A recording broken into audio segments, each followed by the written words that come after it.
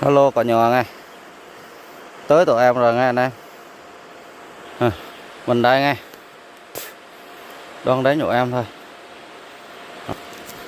Thì mình sẽ xong ra cho mọi người xem nha.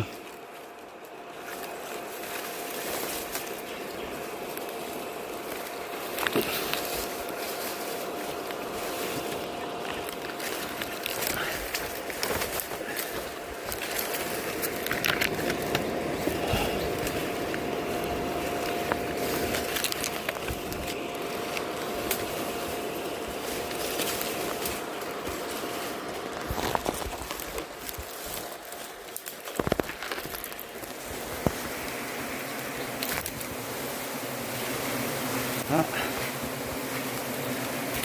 Ôi, sơn ráng rồi mọi người ơi.